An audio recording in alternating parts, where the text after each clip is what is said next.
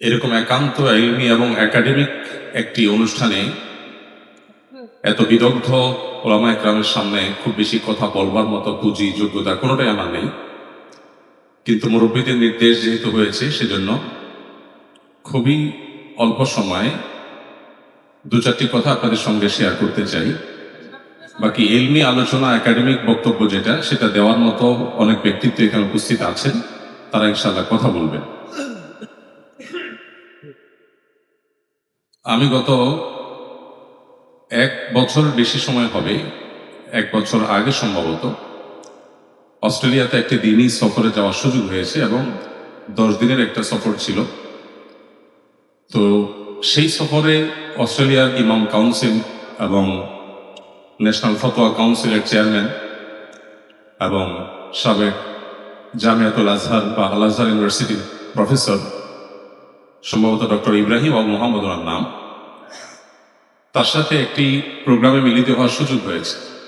মূলত তিনি দুপুরে খাবারের দাওয়াত দিয়েছেন। তো খাবার শেষে বা খাবার চলাকালীন একটা সময় আমি ওনাকে বলেছিলাম যে আমি এখানে এসে নতুন একটি অদ্ভুত একটি চিত্র দেখতে পেলাম। সেটা হলো 3 দিনে ঈদ পালন হয়, ঈদ উল ফিতর এবং ঈদ উল আজহা উভয় ঈদ, এমনকি রমজান শুরু হওয়ার বিষয়টা এটাও 3 দিনে হয়, 3 ভাগে হয়।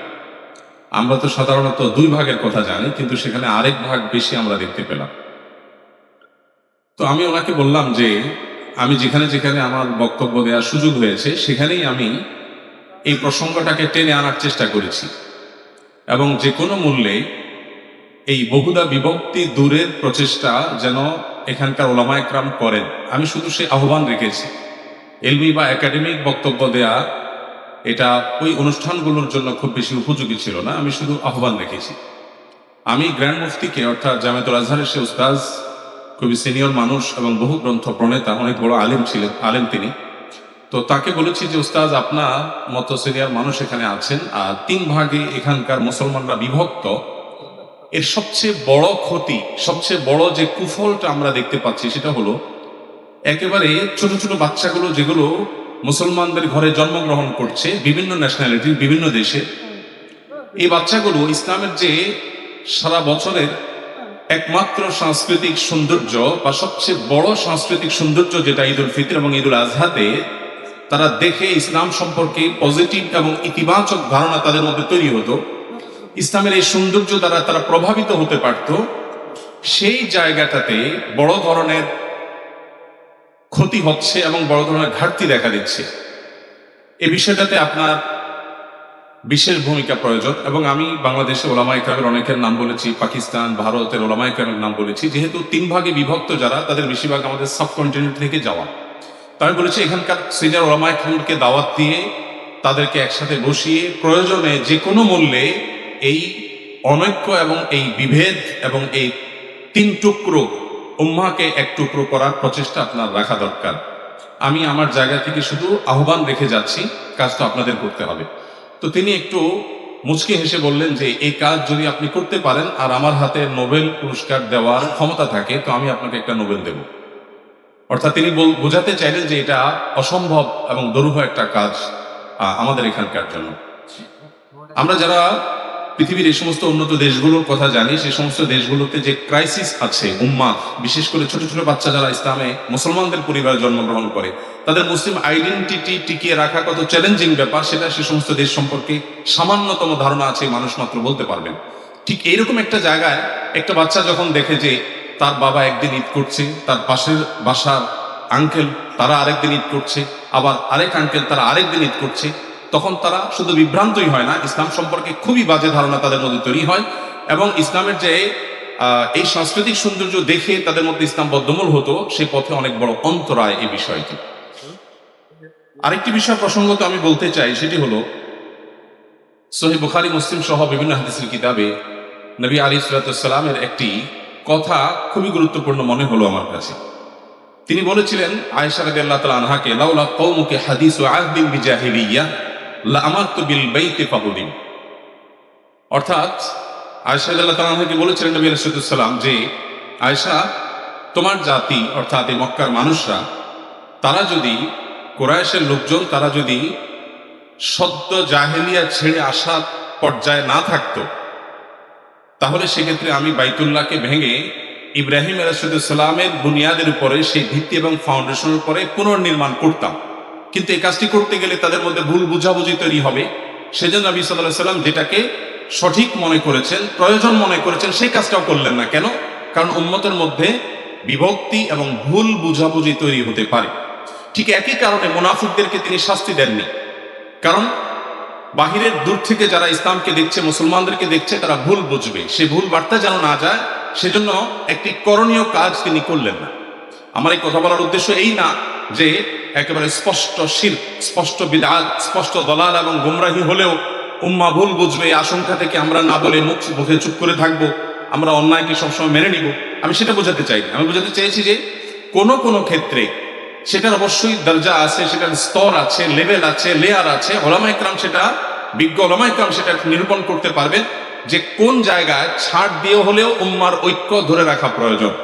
উম্মাহ যাতে বিভক্ত না হয়, বিভ্রান্ত না হয়, বহুদা বিভক্ত না হয়, এই বিষয়টা ইসলামে কত গুরুত্বপূর্ণ যে অনেক করণীয় কাজ না করে, অনেক করণীয় কাজে ছাড় দিয়ে হলেও যে কোনো মূল্যে উম্মাহ, মুসলিম জাতির ঐক্য ধরে রাখা অতীব গুরুত্বপূর্ণ।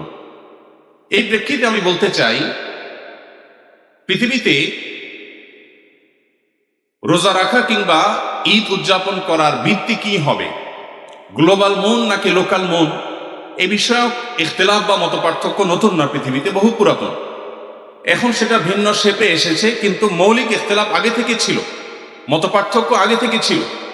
কিন্তু এখন যে পর্যায়ে এসেছে এটা অত্যন্ত ভয়ঙ্কর এবং উম্মার জন্য অত্যন্ত ক্ষতিকর বলে আমার অত্যন্ত ক্ষুদ্র দৃষ্টিতে মনে হয়। বিশেষ করে এই যে বহু আগে থেকে চলে আসা মতপার্থক্য, সেই মতপার্থক্যকে এখন যেভাবে উপস্থাপন করা হচ্ছে বা সেই মতপার্থক্যটা এখন যে লেভেলে চলে গেছে, সেটা কোনোভাবেই গ্রহণযোগ্যতার লেভেলে আর থাকে না, বরং গ্রহণযোগ্যতা সকল লেভেল ক্রস করে চলে যায়। একটা অবাক করা বিষয় আমার কাছে মনে হয়, যারা গ্লোবাল মনের কথা বলেন তাদের একটা চমৎকার, অত্যন্ত সুন্দর একটা কথা আছে, সেটা হলো যে আমরা মুসলিম জাতিকে ঐক্যবদ্ধ করতে চাই। পৃথিবীর এক এক দেশে মানুষ এক এক দিন ঈদ করবে, কেন হবে? ঈদ একটা ভিত্তির উপরে হবে, তাতে জাতি ঐক্যবদ্ধ হবে। অর্থাৎ গ্লোবাল ঐক্যের জন্য তারা কাজ করার চেষ্টা করছে, খুবই ভালো একটা কথা।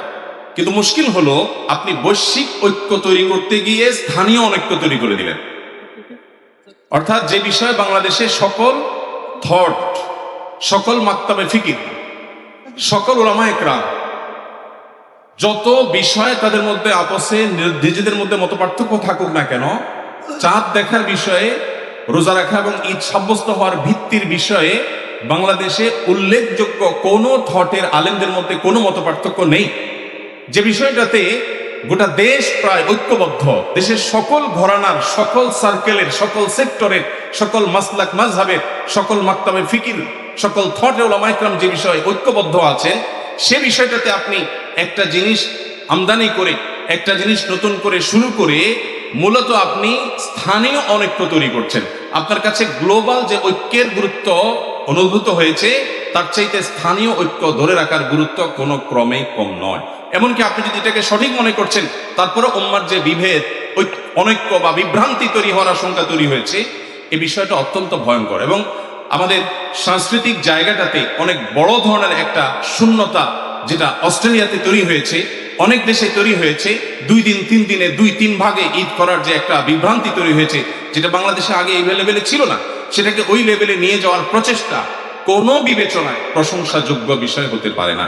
বিধায় ইলমি এবং একাডেমিক বিষয়ে উলামা ইকরামের সাথে বসা যেতে পারে, আলোচনা করা যেতে পারে, স্পেশাল টেবিল টক হতে পারে, কিন্তু ভিন্ন ভিন্ন মতামতের ভিত্তিতে, বিচ্ছিন্ন সমস্ত মতামতের ভিত্তিতে উম্মার এই বিষয়ে বাংলাদেশের মানুষ অন্তত যে বিষয় ঐক্যবদ্ধ আছে সেখানে ফাটল তৈরি করা, এটা হলো এলাকাতে ঐক্য তৈরি করার জন্য নিজের ঘরে মারামারি করার মতো ব্যাপার হয়ে গেল।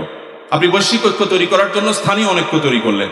এই বিষয়টাতে আমি আশা করব সংশ্লিষ্ট যারা আছেন তারা দায়িত্বশীলতার পরিচয় দিবেন এবং উম্মাহ বোধ থেকে উম্মার ইত্তেহাদ এবং ইত্তেফাকের যে গুরুত্ব, ঐক্যের যে গুরুত্ব, সেই গুরুত্বটা তারা অনুধাবন করতে পারবেন। নবী রাসূলুল্লাহ সাল্লাল্লাহু আলাইহি ওয়াসাল্লাম তার জীবনে কতগুলো বিষয়ে ছাড় দিয়েছেন যাতে করে কোনো বিভ্রান্তি তৈরি না হয়, ভুল বুঝাবুঝি তৈরি না হয়। আর সেখানে আপনার নিজস্ব একটা চিন্তা ধারণা যেটা উম্মার বড় অংশ লালন করছে না, দেশের প্রায় সমস্ত ওলামায়ে কেরাম বলতে গেলে লালন করছেন না, সেটাকে আপনি উম্মার মধ্যে অ্যাপ্লাই করে প্রয়োগ করে উম্মাকে বিভ্রান্ত করছেন, মানুষকে আপনি ভুল বুঝাবুঝির মধ্যে প্রবেশ করাচ্ছেন। সন্দেহাতীত ভাবে এটি আল্লাহর কাঠগড়ার আসামি হিসাবে দাঁড় করানোর মতো একটি বিষয় বলে আমি মনে করি। আল্লাহ তাআলা আমাদেরকে হেফাজত করুন। ওলামায়ে কেরাম কথা বলবেন, আমার একটু দীর্ঘ হয়ে গেল, আমি আরো কম কথা বলতে চেয়েছিলাম। যদি সঠিক কিছু বলে থাকি সেটি আল্লাহ তাআলার তরফ থেকে, ভুল কিছু বললে সেটি আমার তরফ থেকে। হাযা মা ইনদি ওয়াল ইলমু ইনদাল্লাহ ওয়া জাযাকুমুল্লাহু খায়রা।